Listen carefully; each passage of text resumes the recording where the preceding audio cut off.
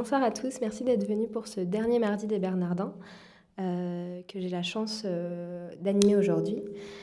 Ce dernier mardi donc, clôture le cycle sur la transmission qu'on a fait cette année, notamment sous la direction de Fabienne Robert. On a choisi comme thème pour ce dernier mardi réhumaniser la transmission, un thème très intéressant et auquel j'ai eu la chance de participer et qu'on a préparé notamment avec les étudiants de Blomet. Pour parler de ce thème, j'ai invité 3 intervenants. Tout d'abord Amandine Grima, donc, qui est normalienne, professeure agrégée d'économie-gestion, reconvertie dans l'avocature. Merci à elle d'être là.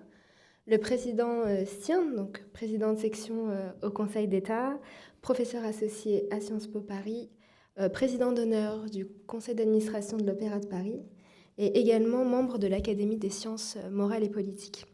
Et enfin, Cyril Bretz, qui est inspecteur d'administration et maître de conférence à Sciences Po.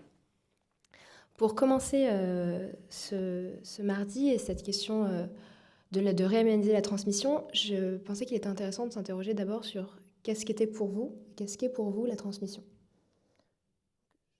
Président Stien. Bien, bonsoir à tous. Je suis heureux d'être avec vous d'abord et puis éventuellement de commencer cet échange. Je crois que la transmission, c'est un processus que l'on connaît en réalité tout au long de la vie, bien au-delà de l'enseignement dans les différentes activités. Bien sûr, les activités pédagogiques sont centrées sur la transmission, mais pour moi, la transmission, c'est quand même beaucoup plus que l'enseignement. La transmission, c'est je dirais la chaîne des expériences humaines dans tous les domaines. Et au fond, chacun de nous est tour à tour élève et professeur. Au fond, on apprend tous les jours et on transmet également d'une manière ou d'une autre tous les jours. Cyril Bretz. Merci beaucoup au Collège des Bernardins, à Fabienne Robert, à Hubert Duménil de nous avoir invités. Alors, pour en revenir à votre question, ce qu'est la transmission, pour moi, c'est, je rejoins largement ce que Bernard Stien a dit, c'est une longue chaîne de professeurs et d'élèves, mais aussi de maîtres et de disciples, de modèles et d'imitateurs. Mais c'est, pour moi, d'un point de vue personnel, c'est une façon de perpétuer une partie des mois précédents dans d'autres mois en érigeant le sujet qui transmet et qui est récipiendaire de la transmission en un maillon. Quand j'ai découvert le thème, je me suis demandé quelle était la différence entre une transmission proprement humaine et une transmission qui était biologique. La figure de la transmission humaine, qu'elle soit verbale ou qu'elle soit celle de l'entraînement corporel comme dans le sport. C'est une transmission qui permet à chacun de construire non seulement sa personnalité, mais plus largement son humanité, donc de constituer une communauté humaine. Alors moi, comme tout bon juriste, je vais d'abord définir les termes de manière assez française. Pour moi, transmettre, il faut revenir au dictionnaire de l'Académie française, transmettre, c'est céder ce que l'on possède en la possession d'un autre. Donc nécessairement, la transmission suppose un rapport bilatéral, un rapport quasi synalagmatique, pour reprendre un terme de juriste. Et ce qu'elle m'évoque aujourd'hui, vu le thème, c'est un triptyque. Transmettre, ce n'est pas seulement instruire, mais ça l'est quand même, instruire, éduquer, voire enseigner. Alors c'est assez intéressant de s'interroger sur la différence notionnelle entre ces 3 termes. Instruire, c'est quoi ? Instruire, c'est permettre à un étudiant, à un élève, peu importe l'acception que l'on retient, d'accéder au monde intelligible en lui transmettant d'une certaine manière les savoirs les plus basiques, lire, compter. Et puis il y a éduquer. Éduquer, c'est finalement faire passer l'étudiant, l'élève, du stade d'élève à la phase adulte, en fait. Amener l'enfant au stade d'adulte. Vous avez dans toute la dimension d'éducation, la dimension de développer un être vivant, que je trouve extrêmement intéressante. Et puis ensuite, vous avez enseigné. Et enseigner, pour moi, c'est l'un des plus beaux mots, parce que c'est un mot avec chargé de sens. Et enseigner, finalement, chargé de sens, pourquoi ? Parce que enseigner, c'est donner du sens. Arriver à donner du sens plus que des connaissances. Et on va sûrement en parler tout à l'heure avec l'école numérique ou les nouvelles technologies d'information. C'est assez intéressant de se demander ce que c'est aujourd'hui enseigner à l'aune de ces nouveaux moyens. C'est une question qui est très intéressante même, et elle interroge aussi, à mon sens, et je pense que vous serez d'accord avec moi, sur la question en fait de la nature de cette relation entre la personne qui transmet, la figure du professeur, et la personne qui reçoit. On pourrait dire entre le transmetteur et la personne qui reçoit cette transmission, pour reprendre notamment le vocable biologique. À cet égard-là, c'est relativement intéressant parce qu'autour de cette table, vous avez un professeur qui a été professeur d'un autre professeur, qui est également une professeure qui a été l'élève d'une autre professeure, etc. Donc on se retrouve dans cette table. Là, je vois des élèves qui ont été mes élèves, des élèves qui ont été les élèves d'Amandine, sûrement des élèves qui ont été les élèves aussi du professeur Stirn. Ça interroge sur cette question-là de la nature, finalement, entre l'élève et son professeur. Alors, ces relations mutuelles, réciproques, qui s'inversent de surcroît, m'a été donné. C'est un grand plaisir d'être l'élève d'élèves qui ont été mes élèves. Elle est plurielle, comme vous l'avez rappelé, c'est-à-dire que dans toutes ces relations de professeur à élève, on peut trouver différentes figures.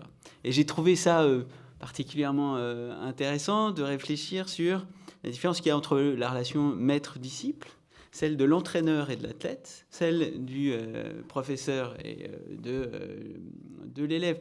Et ça m'a replongé dans ce qui a été assez longtemps mon pain quotidien, donc la philosophie platonicienne. Et on voit bien qu'il y a différentes conceptions de la transmission qui sont à la fois concurrentes et complémentaires. Dans la relation de maître à disciple, et on peut reprendre différentes figures qui ne sont d'ailleurs pas spécifiquement européennes, c'est bien souvent une transmission par l'imitation.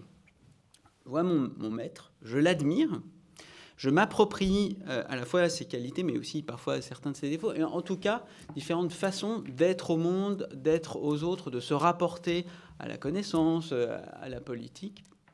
Dans la relation de celle qui est plus de ce qu'on appellerait le coach, l'entraîneur à l'athlète, la dimension corporelle et verbale sont assez différentes. Pour imiter un athlète, on ne peut pas procéder comme de maître à disciple. Il faut d'abord faire un travail sur soi-même, suivre une diète, c'est-à-dire un mode de vie, et transformer complètement sa vie. Et la dernière relation, celle sous laquelle vous avez placé nos discussions, c'est-à-dire celle de l'élève et du professeur, là, cette fois-ci, me semble-t-il, place très souvent le verbal, que ce soit l'oral, je vous ai écouté pendant des années avec un plaisir infini, et l'écrit, et là, j'ai encore préféré, je dois bien le dire, et cette fois-ci, ça n'est plus l'imitation, la transformation de son être, ou ça n'est plus la transformation de son corps qui est première, mais c'est la transformation de la connaissance, du contenu. Quand vous nous enseignez, par exemple, les différentes façons de lire un arrêt du Conseil d'État, ou quand vous nous expliquiez les concepts.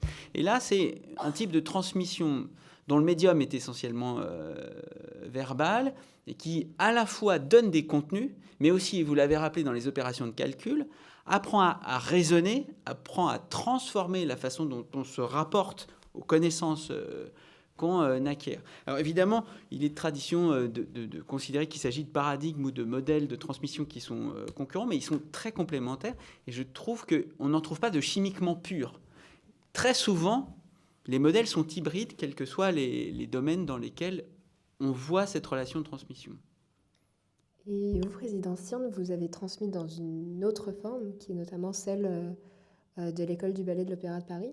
Est-ce que vous trouvez que cet argumentaire, qui s'entend tout à fait, se retrouve aussi vis-à-vis de l'école de danse?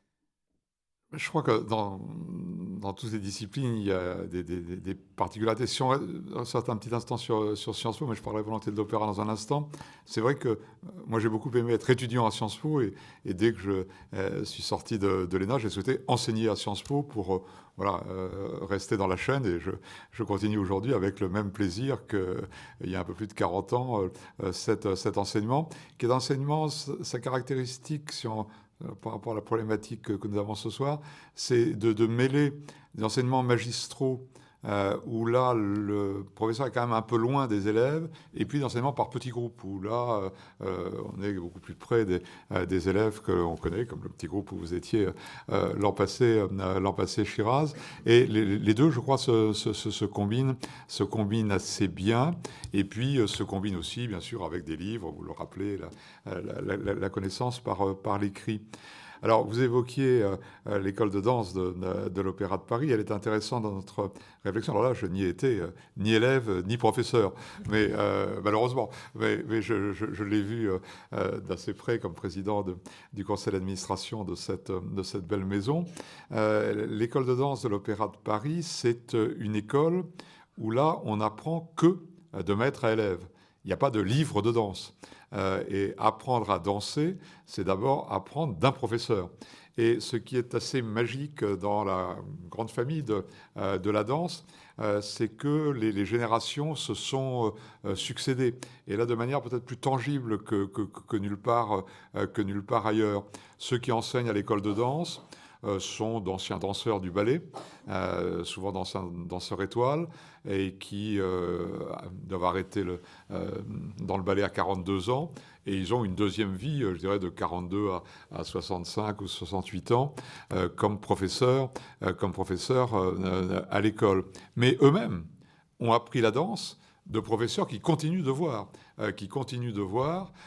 et qui ont, eux, 70, 80 ans, et qui ont été, pour certains, qui ont très bien connu Nureyev, danseurs, et même des générations antérieures. Il y a toute cette chaîne, et ça, c'est tout à fait saisissant, et au fond, qui n'arrête jamais. Moi, j'ai encore vu Zizi Jeanmer, à plus de 80 ans, venir donner des cours aux petits-enfants de l'école de danse de l'opéra. Donc là, il y a vraiment un rapport personnalisé, personnel, humain, qui est l'essentiel de la transmission. Amandine Grémin.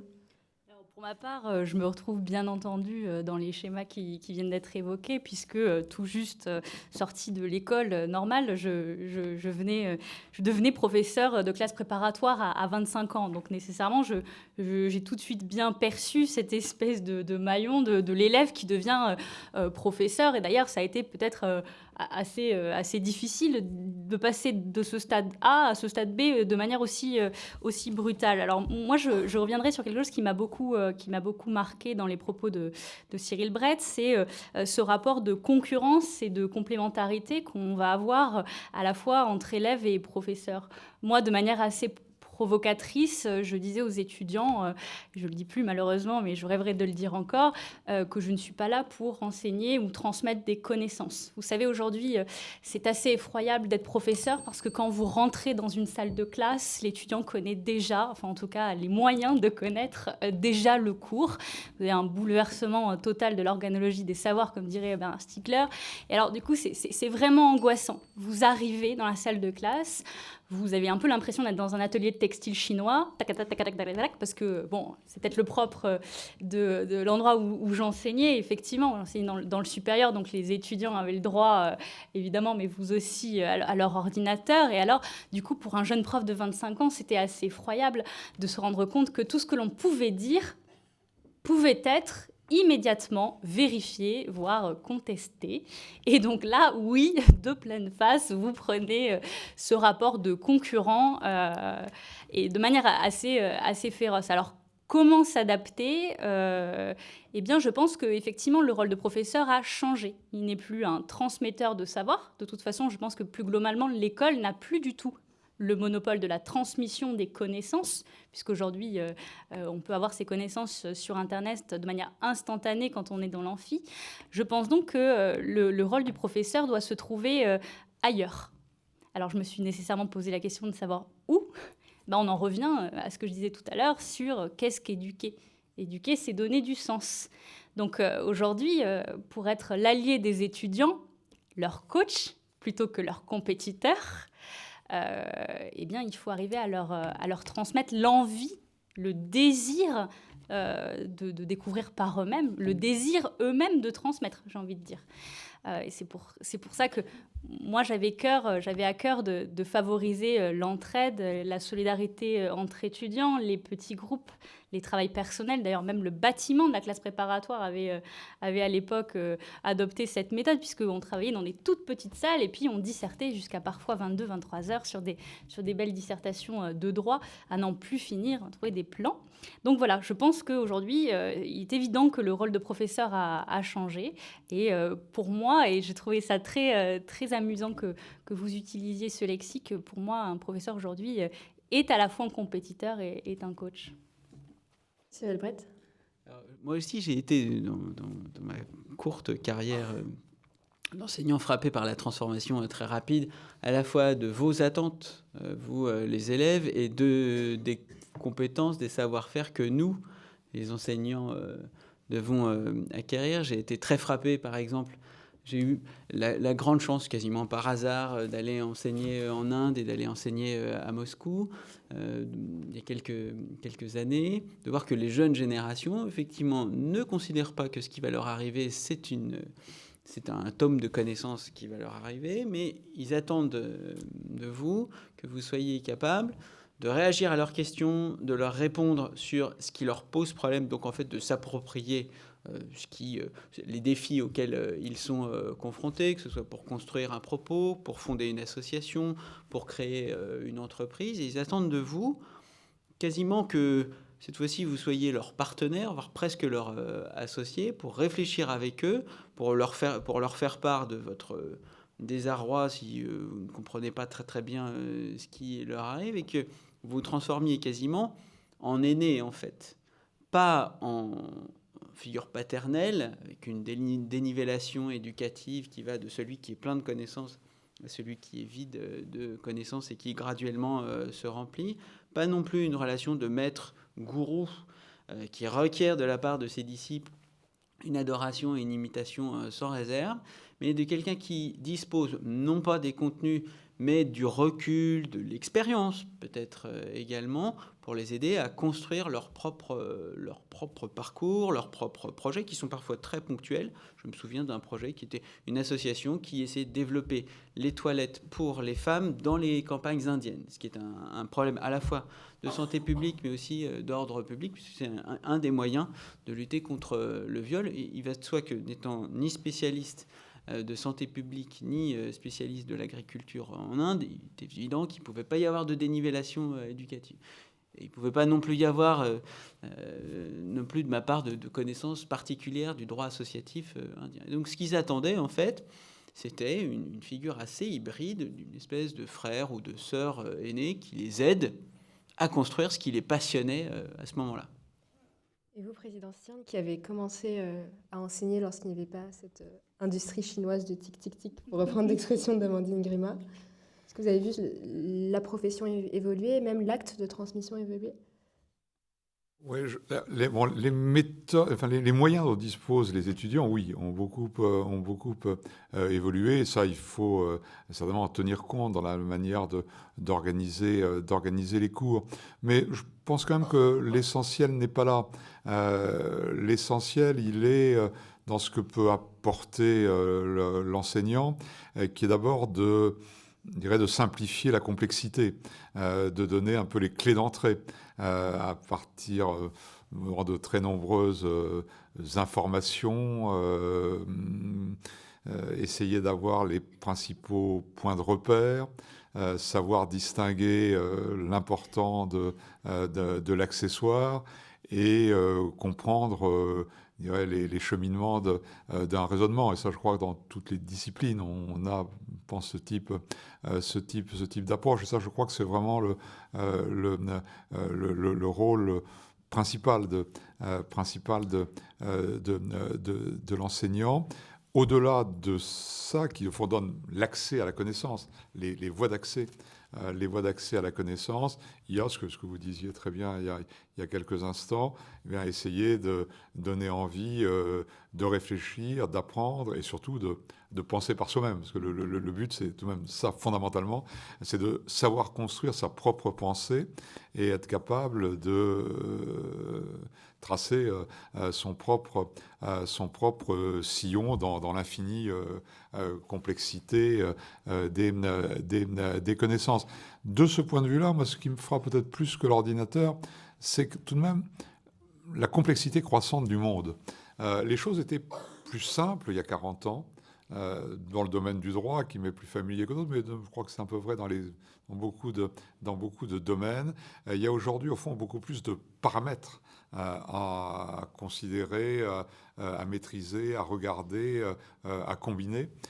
Et par conséquent, devant cette masse un peu sans cesse croissante de connaissances, essayer d'apporter une approche, une méthode qui, au-delà des connaissances techniques très périmées, peut être utile tout au long de la vie et quels que soient les domaines. Pour moi, c'est ça qui est vraiment l'essentiel dans le rapport de celui qui enseigne et des élèves qui sont là, étant donné que finalement aussi on réfléchit tous ensemble. Bon, pour moi, enseigner, c'était surtout la manière de continuer à apprendre en réalité. À cet égard-là, cet axe de réflexion me paraissait relativement intéressant, celui de la dissociation finalement entre éducation, instruction et l'école en tant que telle. Ça rebondit d'ailleurs sur ce que vous venez de dire. Cyril Brett ? Oui, il se trouve que par les hasards de la vie professionnelle, je me suis retrouvé dans une holding de start-up, donc numérique. Alors moi, j'appartenais vraiment au Moyen-Âge. Hein. Pour moi, un livre était nécessairement en papier et un cours était nécessairement magistral. Et donc, je suis entré dans ce milieu des start-up où j'ai vu se dessiner beaucoup d'utopies, farfelues ou très concrètes. Par exemple, l'utopie d'une société sans État, auto-administrée grâce à des plateformes dont les pouvoirs publics, très évanescents, seraient simplement chargés de garantir à peu près l'honnêteté. Une autre utopie, celle d'une monnaie non émise par une banque centrale, et on le connaît bien aujourd'hui. Puis il y avait une troisième utopie qui m'a particulièrement frappé parce qu'elle était très prégnante. Les milieux du numérique sont faits de mauvais élèves, de gens qui n'ont pas réussi à l'école, ou de gens qui font croire qu'ils n'ont pas réussi à l'école, assez souvent, et qui vous théorisent à partir de 2-3 exemples, notamment la Khan Academy, que vous connaissez sans doute pour les mathématiques, l'idée, l'utopie, le rêve d'une école sans bâtiment, d'une école sans professeur, d'une école sans programme, et finalement d'une école sans élèves. Il est vrai, ça a été dit par à peu près tout le monde, et on le voit bien, l'école les institutions éducatives, qu'elles soient primaires ou même supérieures, n'ont plus du tout le monopole de la production, des moyens de transmission des connaissances. Et à partir de ce constat-là, plusieurs génies du numérique, ou être malfaisant du numérique, on ne sait pas, ont imaginé qu'on pourrait être à soi-même son professeur, son école, son programme. Le programme étant dicté soit par le besoin de la vie, soit par les désirs de connaissance. Le professeur étant remplacé par une star de la télévision ou quelques dispositifs, de sorte que s'installe cette utopie. Et alors, au risque de passer pour un peu rétrograde, moi, ce qui me manque dans tous ces instruments que j'ai utilisés pour apprendre, notamment pour apprendre des techniques numériques, c'est une espèce de rituel éducatif que donne. Pas besoin que les professeurs soient en toge, il n'y a pas besoin qu'ils parlent 3 heures de suite à vous asséner des vérités sur la vie, la mort, la République et les autres vérités éternelles. Mais le rituel d'entrer dans une institution éducative où on suspend de temps en temps le bruit, le flux d'informations permanentes, les modes de raisonnement qui sont, il faut bien le dire, dictés par l'urgence, par le besoin, par l'utilité, et où on apprend où on n'apprend pas, mais on essaye d'apprendre en tout cas à s'élever au-dessus de ce qu'on était, s'élever au-dessus des besoins immédiats qui fait qu'on a besoin de tel ou tel objet, tel ou tel plaisir ou tel ou tel bien, et où on s'approprie des instruments, que ce soit du raisonnement juridique, mais ça peut être aussi simplement une sensibilisation à des problématiques qu'on ne connaît pas, et là, c'est vraiment une étymologie très banale d'éduquer, c'est-à-dire on sort de l'ignorance, ou on sort de l'état d'inconscience, ou on sort de l'état d'imperfection dans lequel on est, pour pouvoir s'élever au-dessus de soi-même, évidemment sans atteindre la perfection, mais en se perfectionnant un peu. Et il me semble que de ce point de vue-là, il y a quelque chose dans l'école que je n'ai pas trouvé ailleurs, qui rend pour moi l'école, sous toutes ses formes, même très innovantes, assez irremplaçable. Ah non, je vous dis, pour moi, c'est l'école, c'est le rituel de l'école qui est irremplaçable, à mon avis, dans l'éducation. Et même dans vos expériences personnelles en tant que professeur. Et même dans mes expériences personnelles, quand je me suis abonné à des MOOC, j'ai essayé de comprendre comment on construisait un site internet. Ne vous inquiétez pas, j'ai toujours pas compris, mais il m'a manqué à la fois la solennité et la présence bienveillante des enseignants pour pouvoir vraiment me perfectionner et pour pouvoir vraiment essayer de m'élever au-dessus de moi-même. C'est pour cette raison qu'à mon avis,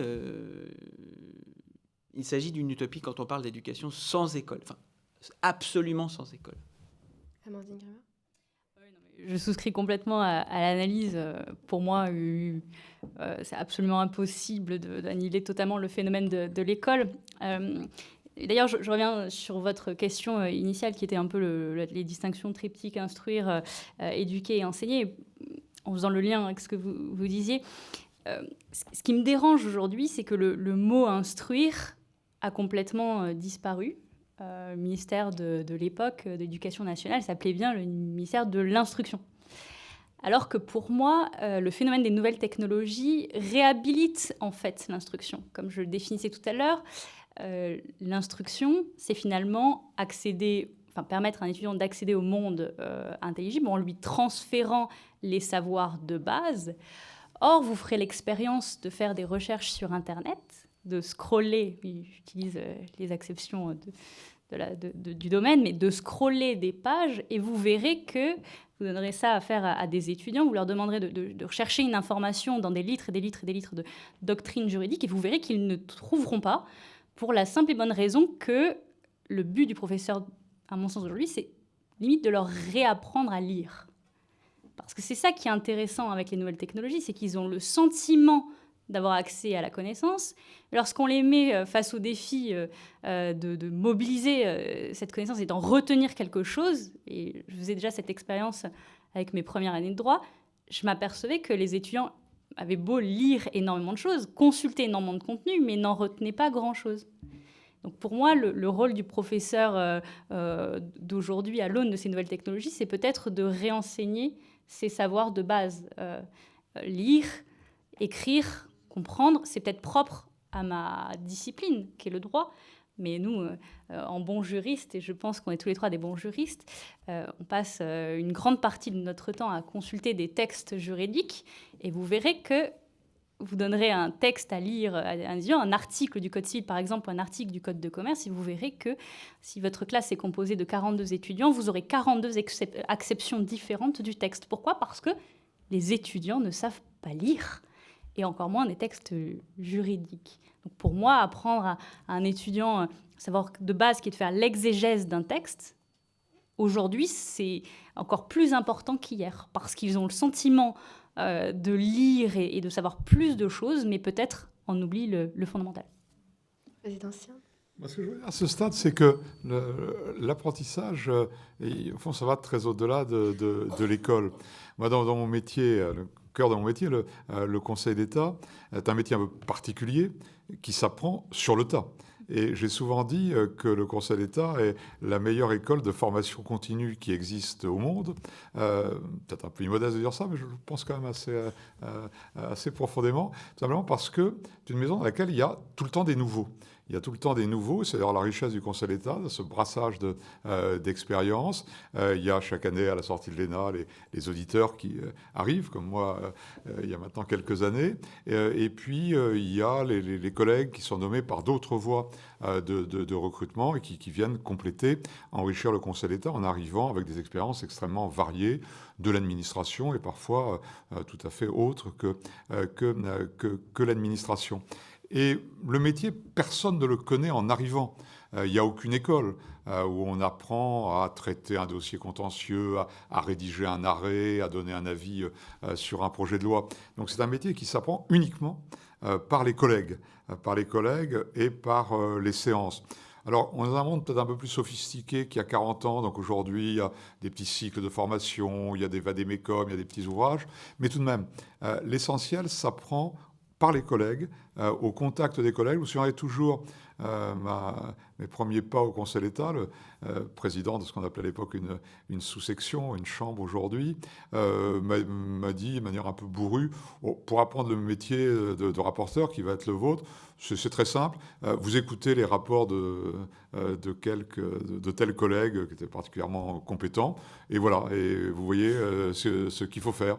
Et c'est un peu comme ça, et d'ailleurs la capacité à intégrer ce qui est très profitable à la réflexion collective des personnes d'horizons, de formation, de sensibilité très, très différentes, se fait là vraiment par une transmission humaine,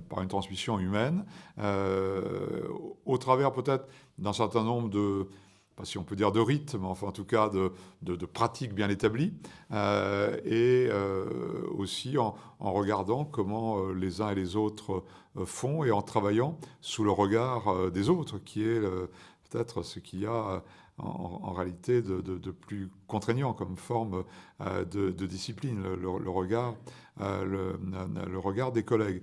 Et là, je crois qu'on voit bien qu'il y a cette part, je dirais quand même très profondément, peut-être très irréductiblement humaine dans la transmission, sinon des connaissances brutes, en tout cas, de la pratique d'un métier. C'est à cet égard-là très intéressant. Et on a autour de la table, du coup, 3 normaliens et également 3 personnes qui sont, pour le coup, passées par une classe préparatoire.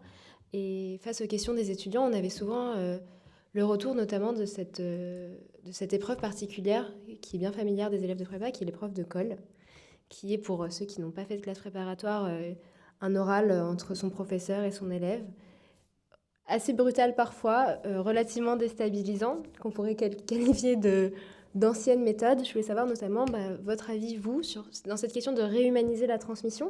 Est-ce qu'on devrait abandonner ces méthodes qu'on considère presque vieillottes ou garder ces rites de passage qui font de toute personne passée par une classe préparatoire un survivant ou une survivante de ces cols? Cyril Brett. Oui, alors effectivement, vous me rappelez tout d'un coup les 2 années de bizutage que j'ai subies. Je pense qu'il faut distinguer l'aspect technique et l'aspect éthique en la matière. Et je trouve que j'ai toujours été particulièrement nul en histoire.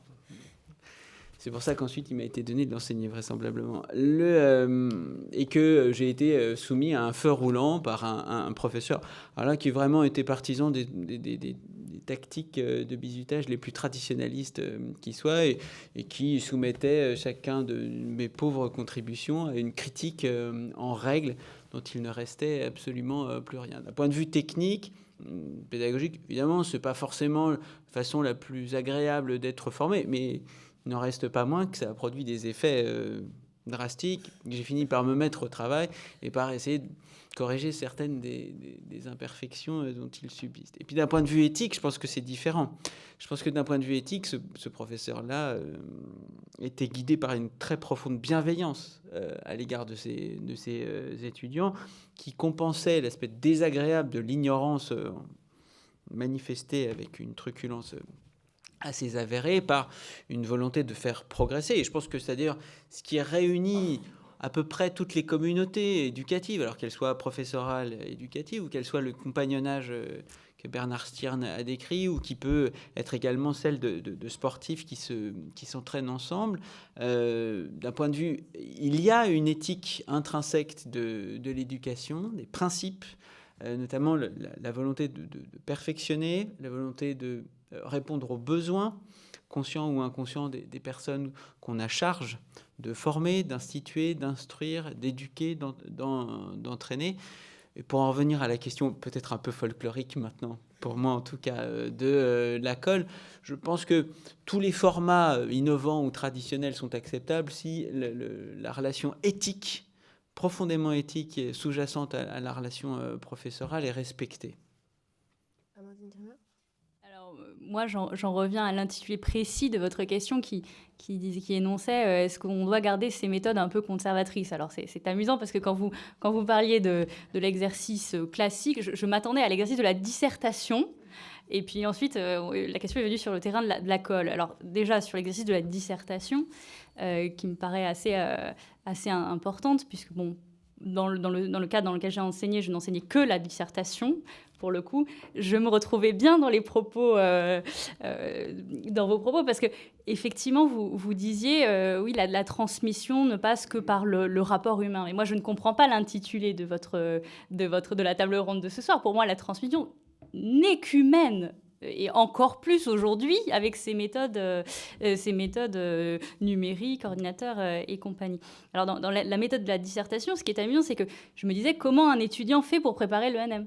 Comment un étudiant fait pour préparer le concours de l'ENA? Il ne fait que regarder, enfin il commence par cela, il regarde d'abord le programme du concours, parce que ça peut être utile, il l'affiche au-dessus de sa chambre, ça lui permettra d'avoir un objectif, mais au-delà de ça, il commence d'abord par regarder les dissertations, les grandes dissertations des autres, celles qui ont réussi à avoir 18 ou 19 au concours de l'année précédente. Donc nécessairement, la transmission passe par ce rapport mimétique, ce rapport humain.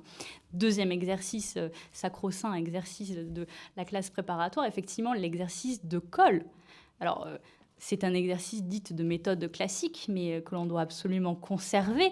Je ne sais pas si mes étudiants ont pensé que j'étais tyrannique pendant ces exercices de colle, mais toujours est-il que moi, j'ai eu le sentiment d'apprendre beaucoup pendant ces exercices, tant en tant qu'étudiante qu'en tant que professeur.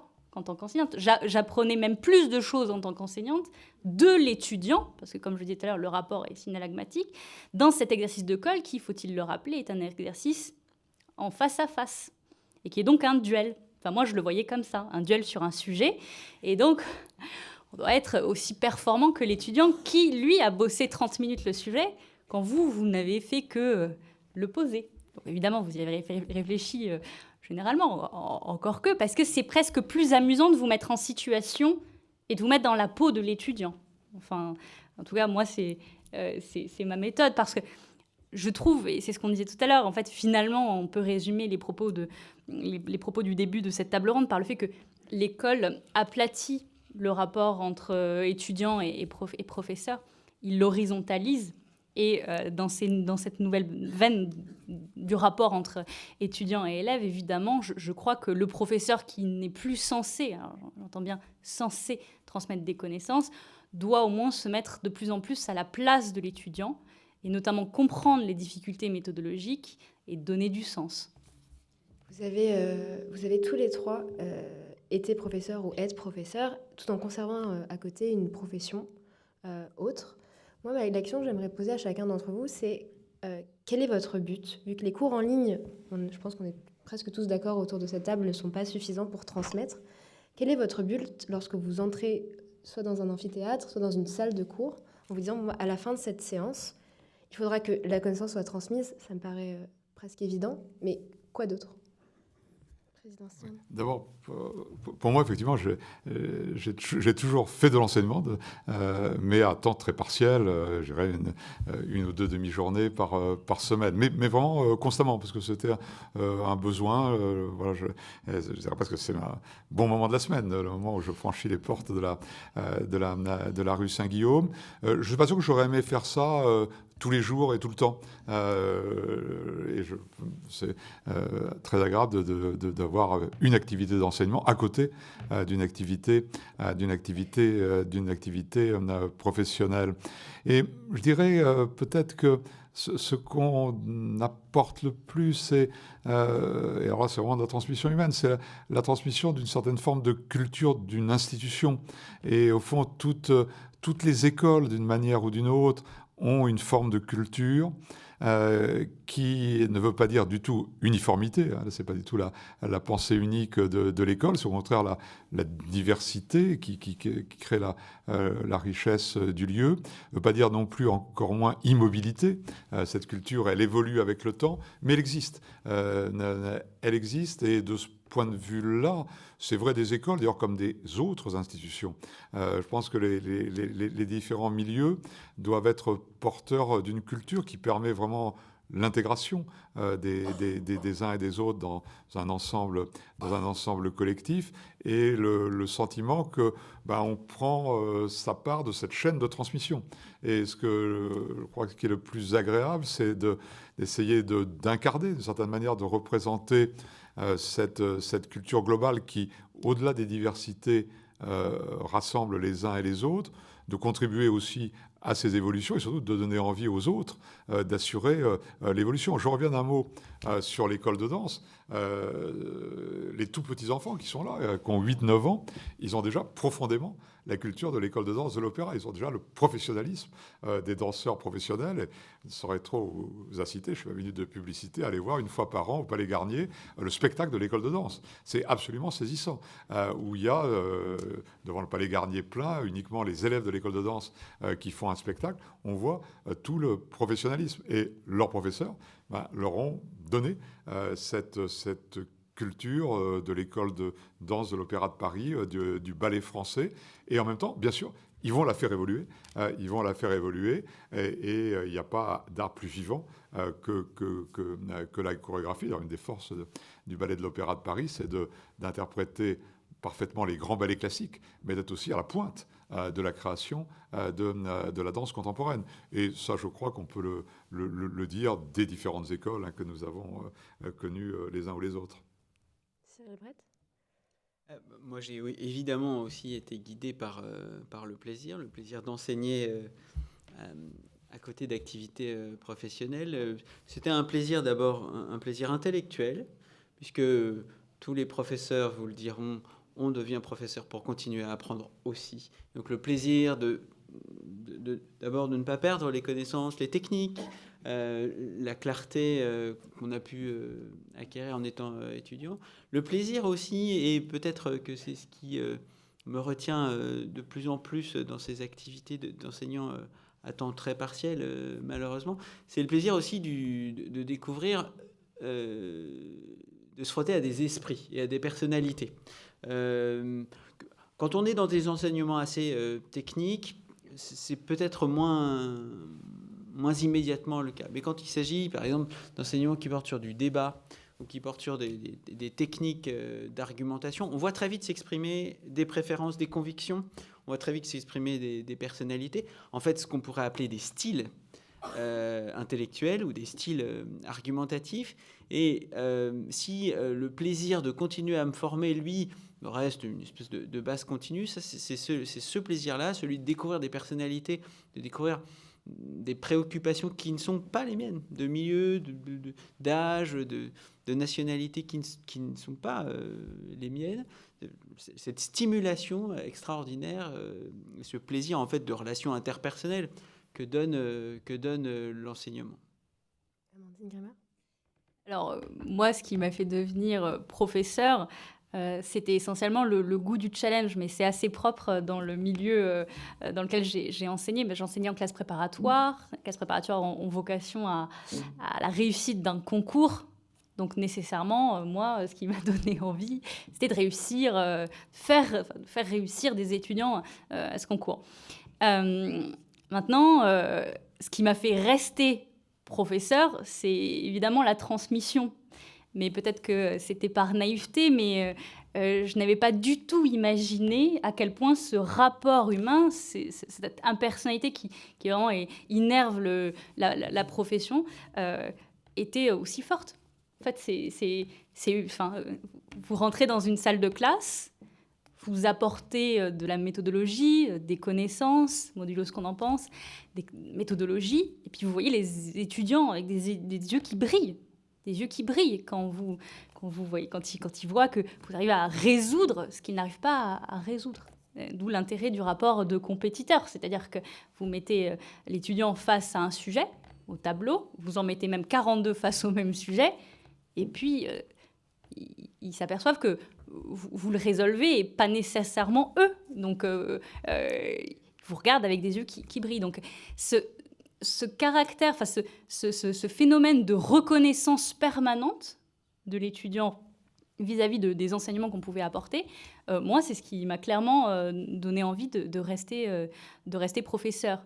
Mais bon, à l'origine, je reconnais que c'était pas du tout anticipé et que je voulais transmettre ce que l'école m'avait transmis.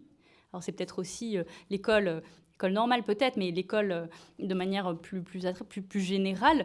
J'avais le sentiment que la personne que j'étais, je la devais en grande partie, voire à 90% à l'école. Donc j'avais envie de transmettre cela. Et à cet égard-là, peut-être la dernière question pour clôturer ce débat. Quel conseil, parce que dans cette salle, on a des étudiants qui préparent le concours de Normal, donc qui ont envie de devenir professeurs.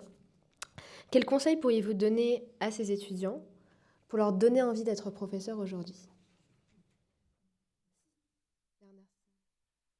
Alors, je ne suis pas peut-être le mieux placé pour répondre à cette question-là, parce que moi, ce n'est pas le chemin qui a été le